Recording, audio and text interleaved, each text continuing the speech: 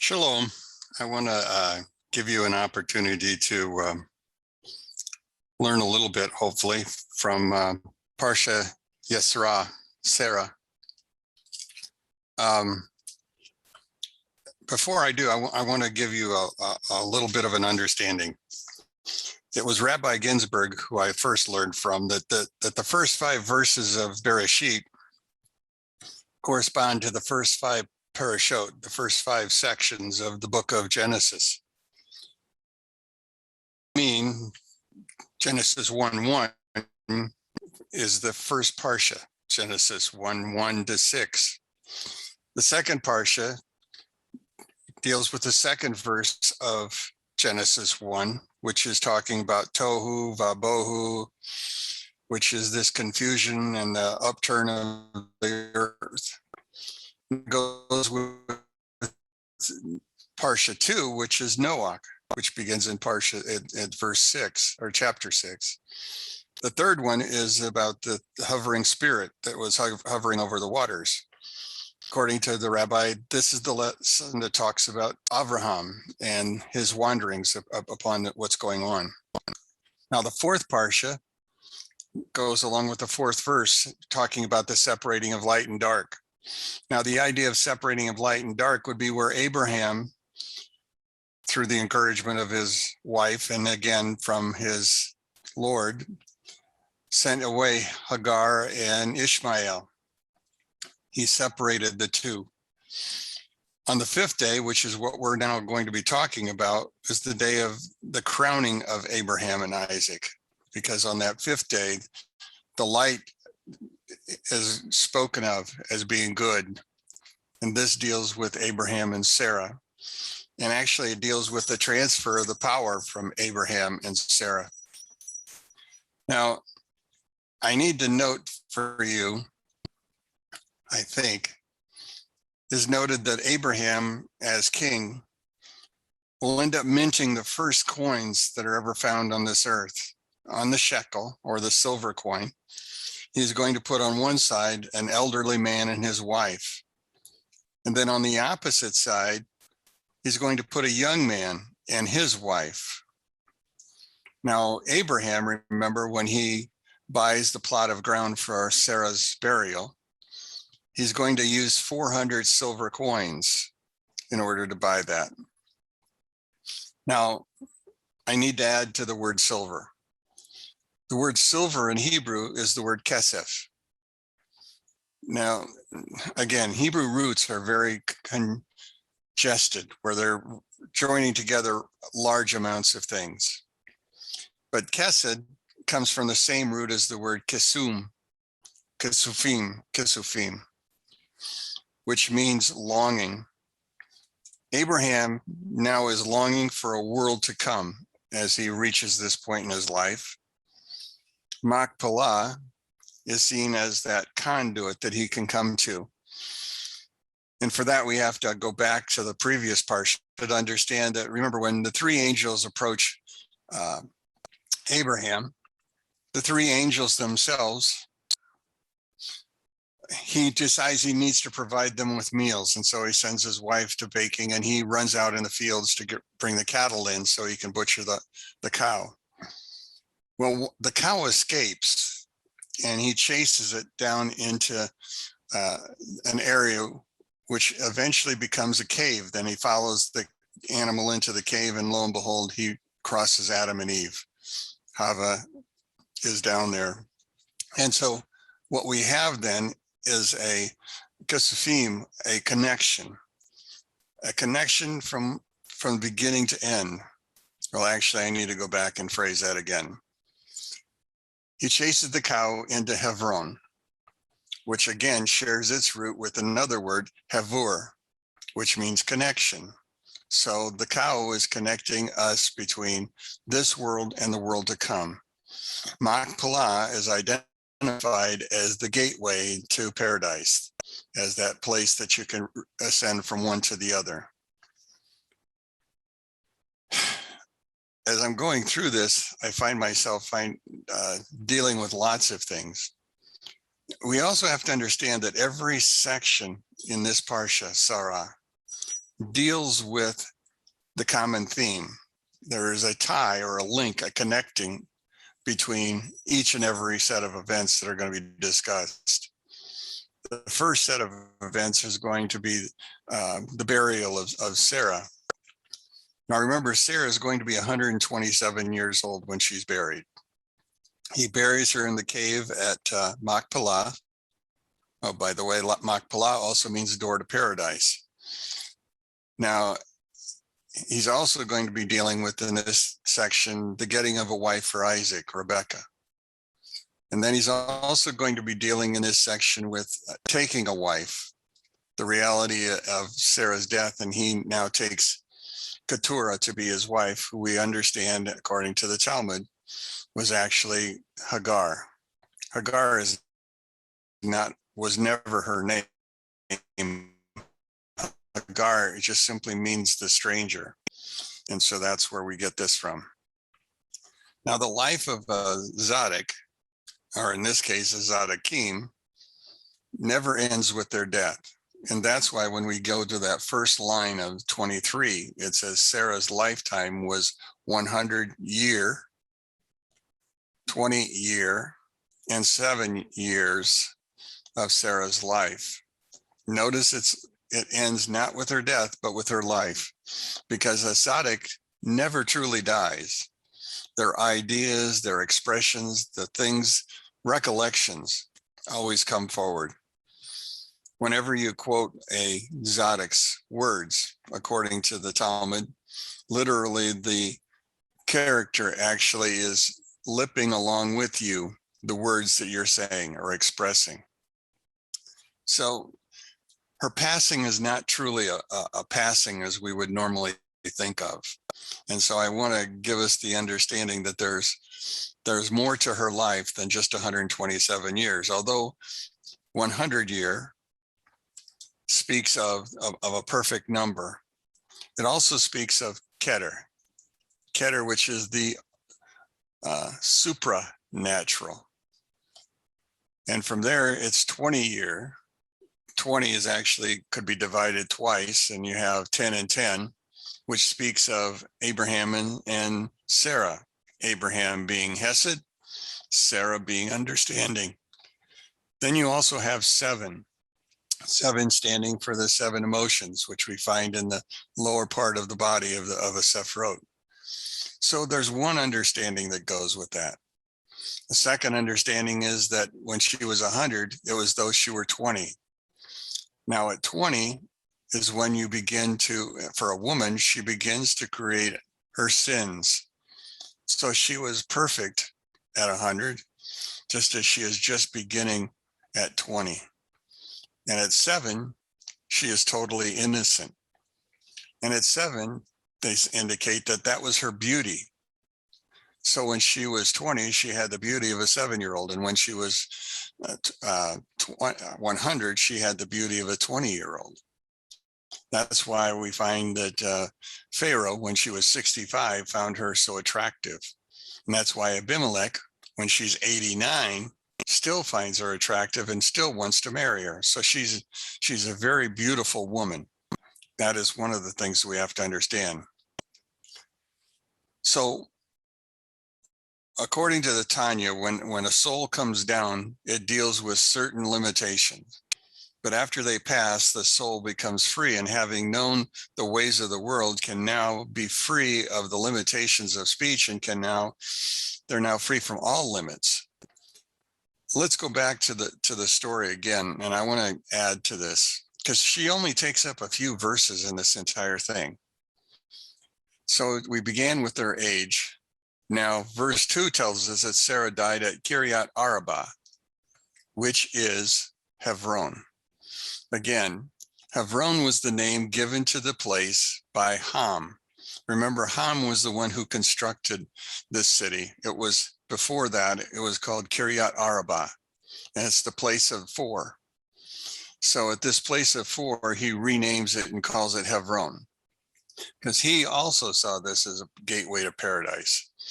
So in the land of Canaan, because this is the city that it had begun with, and Abraham came to eulogize Sarah, And to my text says bewail, but the word is cry, to cry for her. Now I want you to go over, if you can, to the right-hand side of your art scroll, if you have one. And I want you to look at chapter 23, and I want you to go down to the third line in that section of chapter 23. And I want you to look at the second word from the right.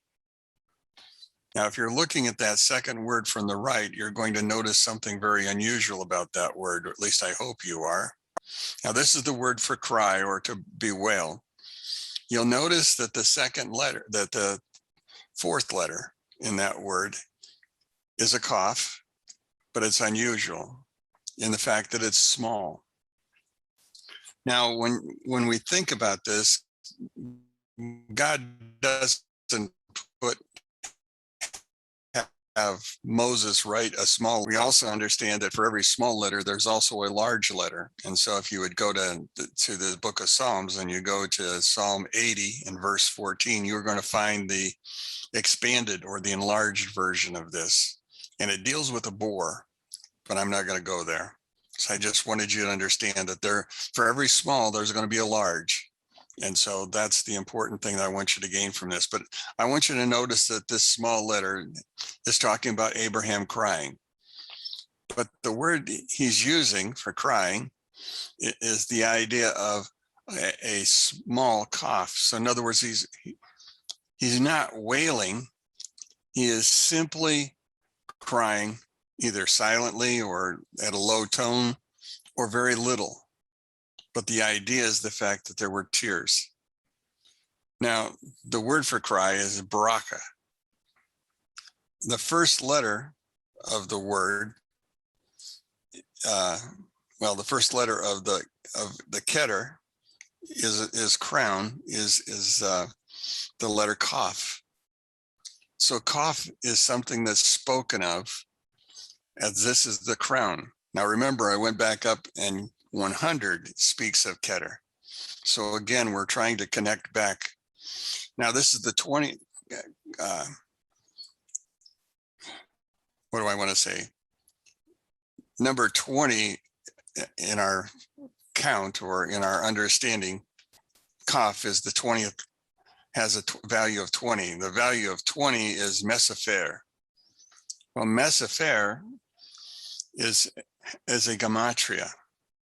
In other words, you can take the word and you'll break it down and you'll find out that the value of the word is 613.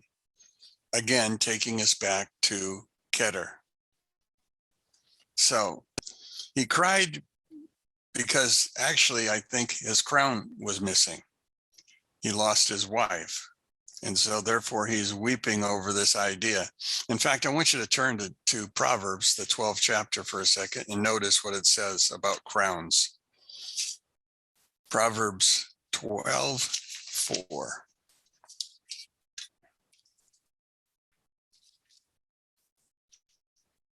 It begins by saying, an accomplished woman is the crown of her husband, but a shameful one is the rod in his bones. So Sarah was his crown. She was the most important figure in this whole story.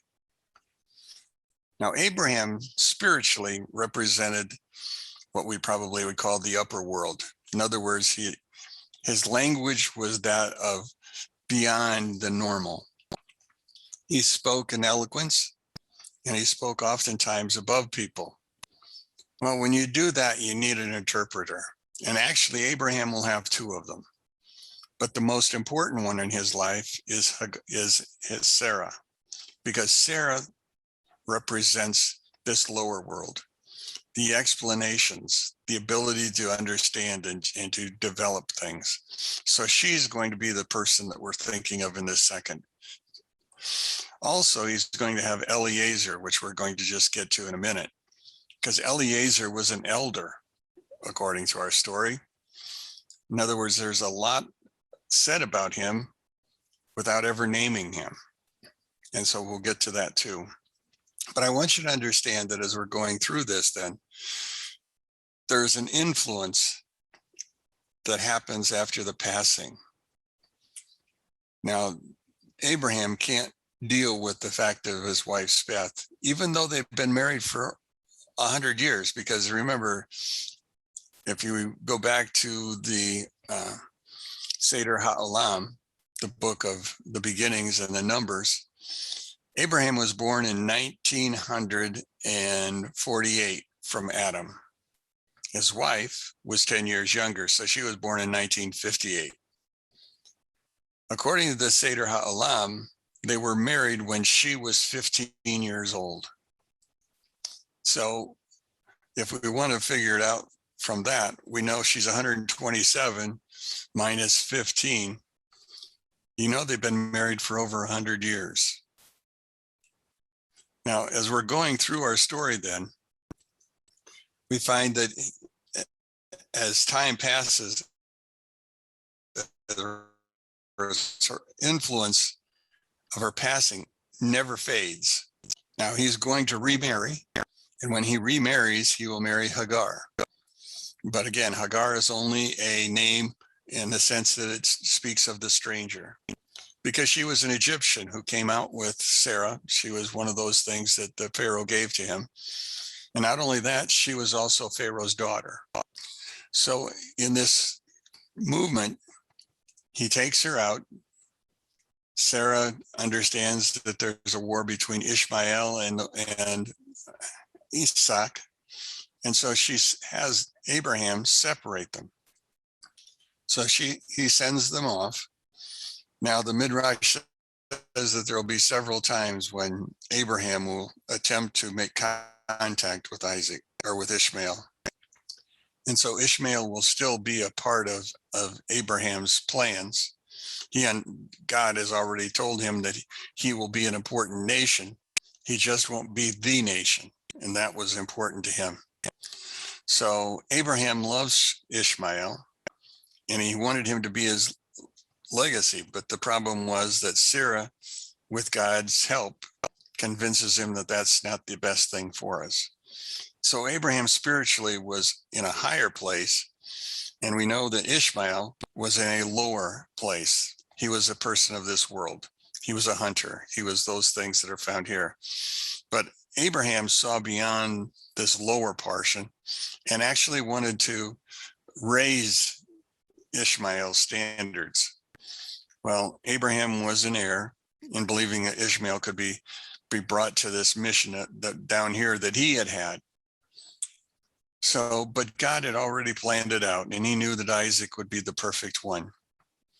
So the heir was spiritual, but actually there was some idea that there would be a spreading of Abraham's name, which Ishmael continued to do. Sarah will be responsible for her living, and she will bring about the purification of the place called Machpelah. We know that Adam and Eve had committed sin, and so they needed to be rectified.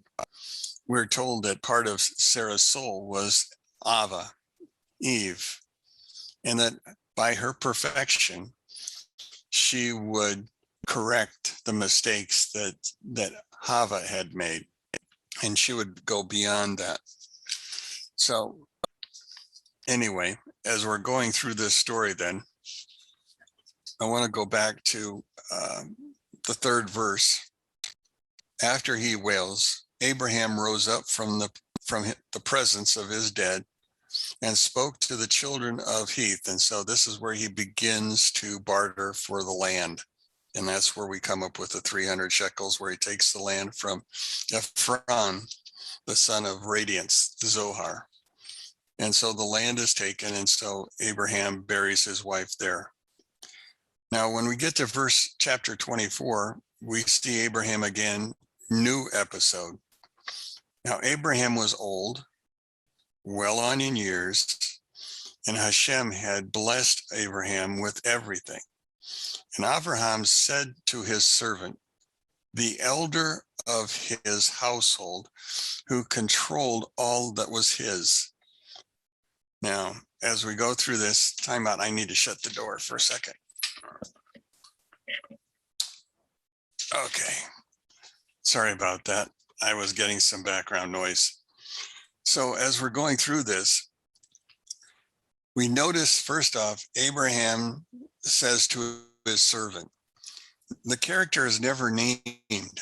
We'll go all the way through this whole chapter, all the way through the collection of Rebecca and bringing her back. Never is she referred to, or is he referred to as Eliezer.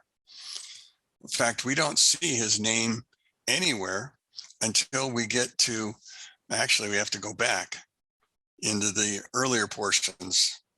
Now, the name Eliezer is found in the Talmud, and his name, well, he's an enigma. He's a puzzle. He is, very little is spoken of in the Bible, but yet at the same time, the Talmud identifies him as being very righteous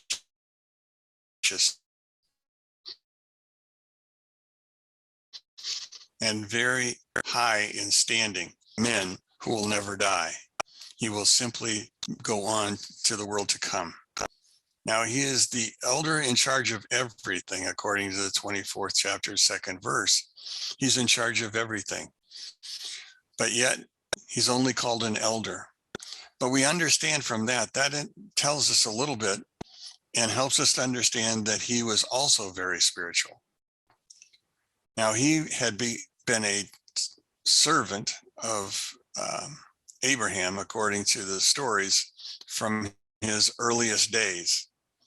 Now, originally, his father was Abraham's greatest opponent. Eliezer's father was Nimrod. And so he is going to be rather different. If we go back to Genesis chapter 15 for a second, I want you to look at verses 2 and 3. Abraham said, "My Lord Hashem Elohim, what can you give me, seeing that I go childless, and the servant of my house is the Damascene Eliezer?" So here's the only place that we're going to find his name. And now he's dealing with the fact that God is now telling him he's going to have an heir. And as he's looking at things at this particular point in time, he says, the only one who could possibly be my heir is Eliezer.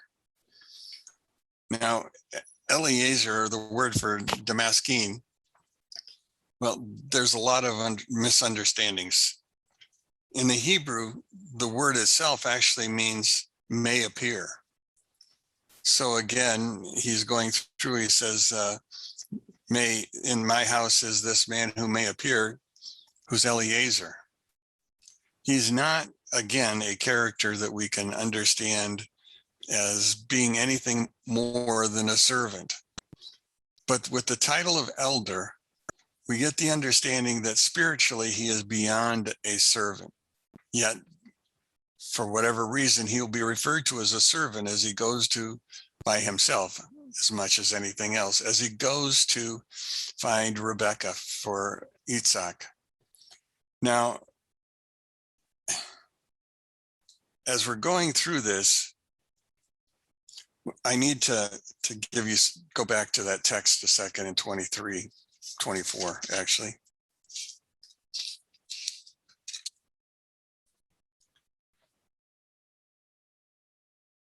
What we don't see here in this text, in verse 2, as he's going through identifying, he says, Abraham said to his servant, the elder of his household, who controlled all of this, place now your hand under my thigh, and I will have you swear by Hashem, God of heaven and the God of the earth, that you will not take a wife for my son from the daughters of the Canaanites. Now, the Canaanites were where he was dwelling. And so he's telling him he has to leave the territory.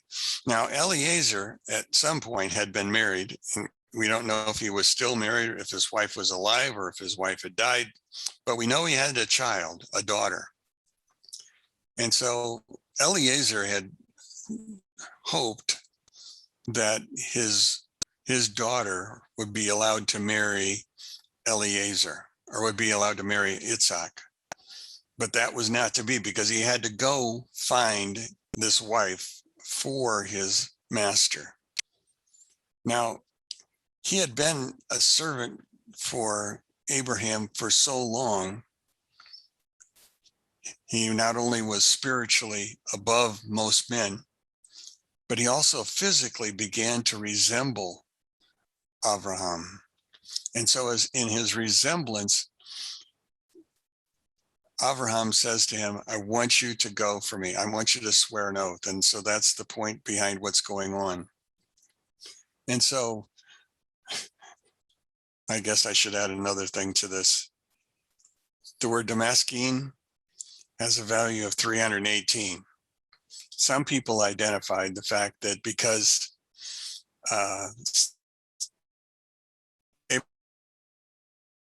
Abraham went to fight with 318 students, he fought 5 nations with he and his elder, his servant, and they took on the 5 nations. That's beside the point. I just thought it was interesting, so I wanted to make sure I got it in there. No time during this whole story, at least in the Bible, do we hear of him ever having a want or a desire. Now, even going to Haran, it was for Abraham that he went, not for himself. He went outside the land. He was perfectly content where he was at. But he could never depend on his own ability to, well, he had help in his task that he's going to go through. Abraham, and according to another midrash, will also give him the use of an angel who will help him convince the fathers of Rebekah that she should be allowed to go. Now, all in all, there's 64 verses in this chapter. And in all of those verses, he's only referred to as a elder and as a servant. Now, if you want, you can go over to the right side, page 50 in the art scroll, and you will go to the line that is Kaf Dalet, which is 24. And you'll go to the first word is the last word of the line before, or chapter 23. And then the second word in, that's the word for elder, Tzedek. Now, he's referred to also, and if you look at the 5th verse, I think it is, he's called a servant. Yeah, the servant. Now, the word servant is found, well, 1, 2, 3, 4, 5, 6, 7, 8, 9, 10, 11, 12th line down, and it's called ha-abed. He's an abed. The word abed means servant, so he's the servant. So he's now being a servant. So he's been tasked with to go. And in this process of going, he first was identified as an elder, as a Zakan. I also need to stop again. Again, Zakan is related to another word because of the relationships. The word is Ziv. Ziv. Ziv is the word for radiance. It's also the word that we gave to our pup. We called her Ziva. She is radiance. So anyway, as we go through our story then, we move to this understanding of he's now about to go and find this character that he's supposed to give to his father. Well, it's not his father, but it might as well have been. So we begin our story by his going. Now, one thing that happened to him on his route down, which is the truly amazing thing, the trip from Haran, where he was at, to the location where she was at. So he went from Hebron to Haran, is about a 17-day trip.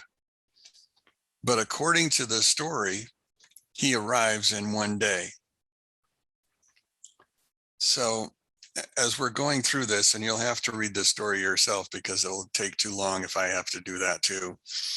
But the understanding is that he is going all the way down there. And in the process of going down there, he finds himself in a very unique place. He's going where he really doesn't want to go at the request of his teacher, his father, in essence, his rabbi. And he's going up north to find a wife, which he had hoped would have been his daughter. And so he moves that direction. Now, Abraham was unique in the sense that Abraham understood that his son, after his death of his wife, his son needed to find a wife. Now, we understand that when he was on the mountain to be sacrificed or offered, he was 37 years old. At the same time that he was being born in Haran. So he is going to be some 50 years old where she's going to be a child. That'll be part of the story itself. That's part of the miracle of what's going to happen. So in this whole story, we're going to begin to find lots of interesting kinds of things going on. So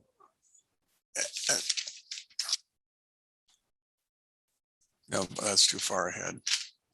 So let's go back. Now, Isaac is the example of Hesed. He's the example of kindness, of love, basically. His emotions fit this earth very well. But at the same point in time, he's so heavenly minded, he's no real earthly good. And so his child that is going to replace him needs to be different. And so when we look at his son, Isaac, we're going to find a character that is Gevurah. He's strength, he's might. All of those things are going to happen because of the fact they're going to happen to him, relate to that whole idea. He cannot himself find a wife because his standards are going to be so high. So that's why Abraham sends Eliezer. Eliezer goes with a list of things that he's supposed to look for. But the sensitivity of Isaac is such that, well, he can't find this match of stability that makes him stable. So again, he goes and one day completes the entire trip. He will leave in the morning and arrive at dusk in Haran. And so he's there in Haran and he meets the little girl as she's out there coming out of the door of her house while he's standing at the well with his camels and his men. And he's trying to figure out what to do next. And so he's in prayer. And so she came up to him and she offers to provide him with water. And not only he, but his camels. Now you have to understand, a camel requires about 10 gallons of water on a fill-up. And so he's got approximately 10 camels with him. So he's got obviously needed for about 100 gallons of water that she's going to draw from the well. And we have to understand she's only a child. But Eliezer lets her do it in order to prove to himself that she is indeed the one he is supposed to meet. And so after the whole thing is done, he asks her where she's from, where she lives. He tells her, they go to the house and he goes through the process of bargaining. And in the process of bargaining, we get this idea of, again, a relationship that it's going to be based upon God. Because you see, throughout the story, the servant talks about the God of kindness and truth.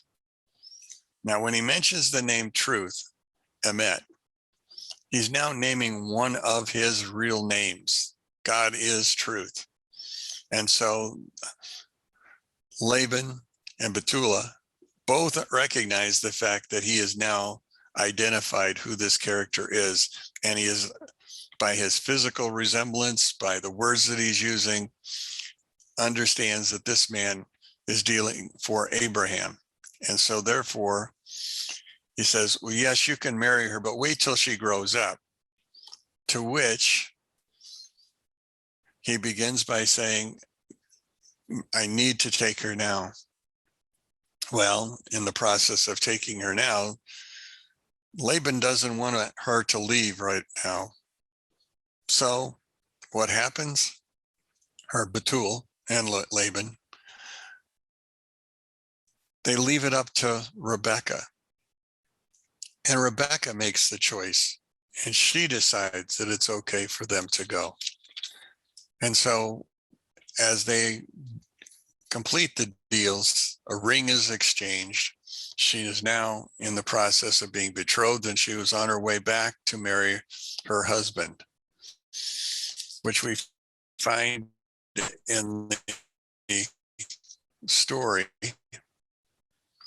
about, well, we go to 59. It says, so they escorted Rebekah, their sister, and her nurse, as well as Abraham's servant and his men. They blessed Rebekah and said to her, our sister, may you come to be 1,000 of myriads, and may your offspring inherit the gate of its foes. So they go send her off with the blessing. Now in verse number 61, it says, Rebekah rose with her maidens, and they rode upon the camels and proceeded after the man.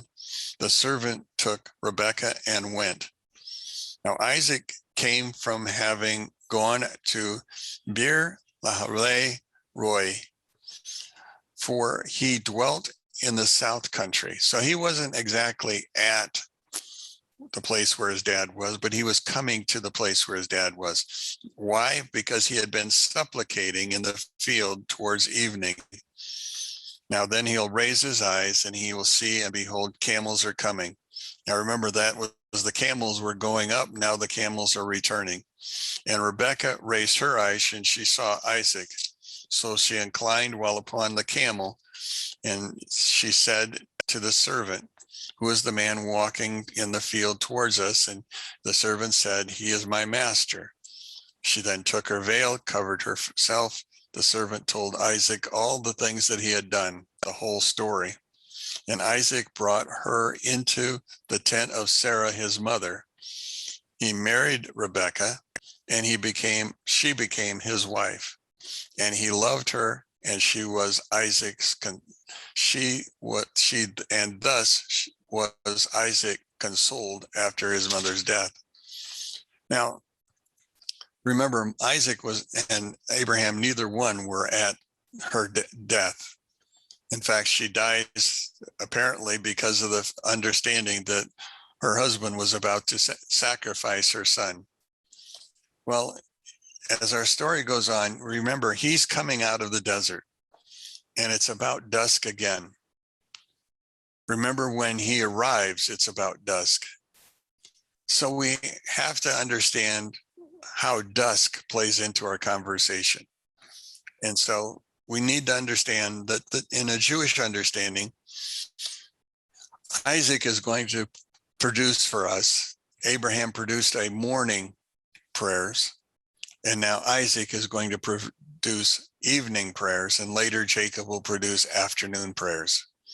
And so these are the prayer that he must be praying is the prayer which they call the minha. So as he's out in the field at this particular time of day, he's now praying a set of prayers, or maybe not a set of prayers that hadn't been determined yet. But the minha, when we go to understanding the 3 times that prayers were given, the minha is a prayer that speaks of an inward prayer. It's not a prayer that is like, well, it's a prayer like offering incense on the altar of incense, on the golden altar, not a prayer where you're offering a sacrifice on the outer altar. And so in this particular prayer, it's quiet and it's secret. In other words, it's not for everyone to hear. Now, the word that's used for minha speaks of the golden altar, and it speaks of keteret, because keteret is the word for incense.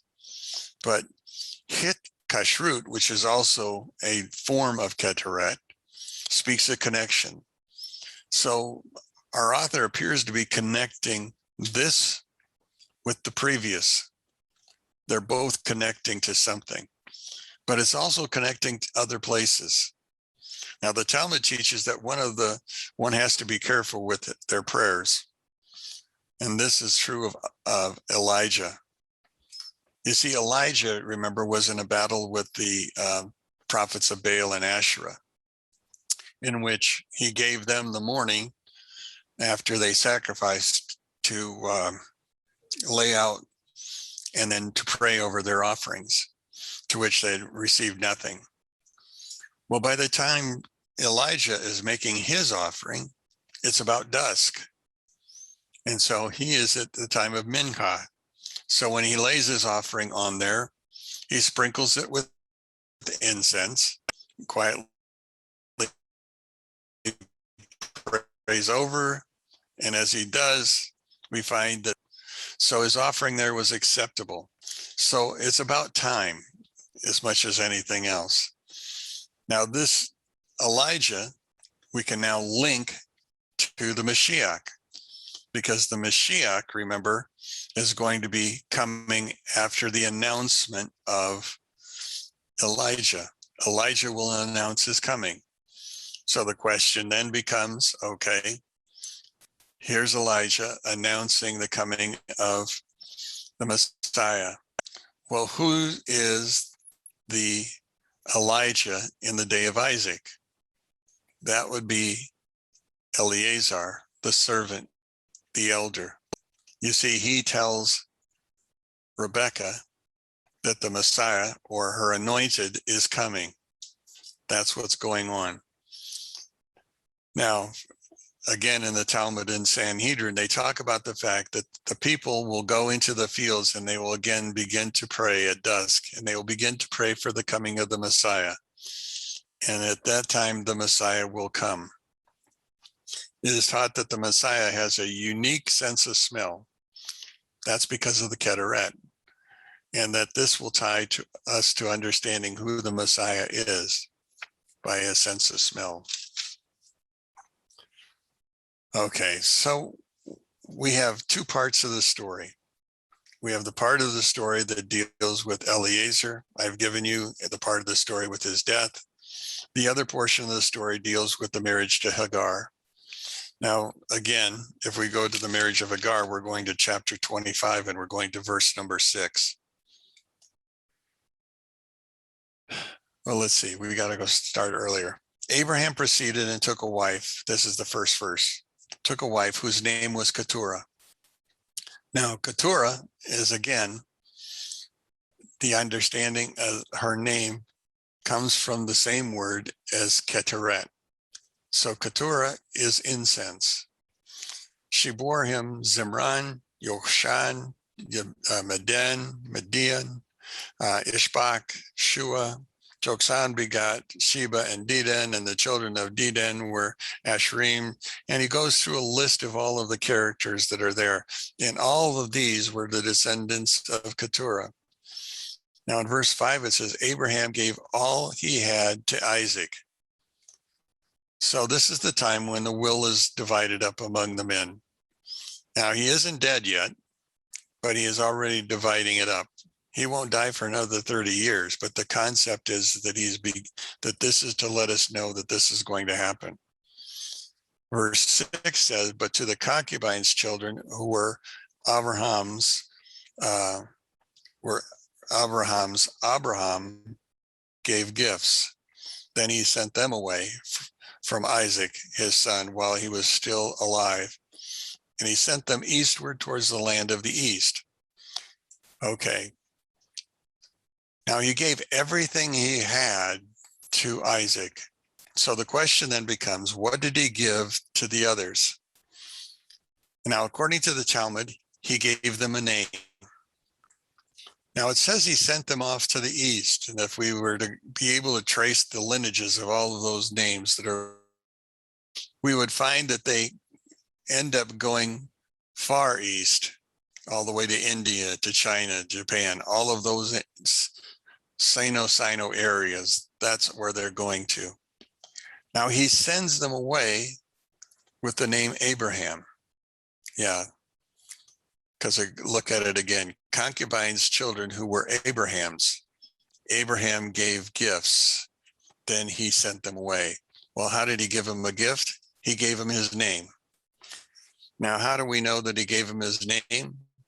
Well, he didn't give him his name. He gave him the name of God. Now, remember, God has multiple names, 70 of them that we know of. The name that he gave them was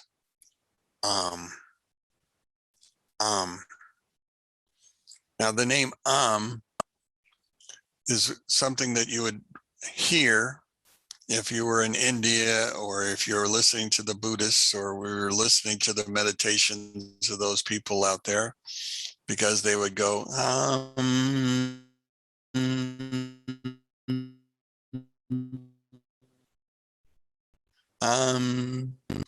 Now, is spelled Ein Mem, but he gave them the name Ein Vav Mem, changing the ah sound to the sound. And so he gave them gifts and sent them away.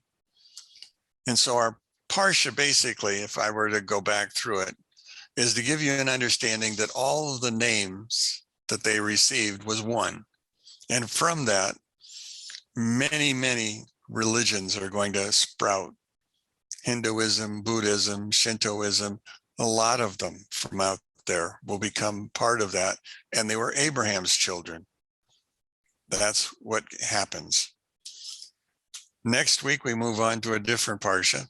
I hope I gave you something to think about. And if you have questions, hopefully you'll give a chance to write to me. So with that, I say shalom.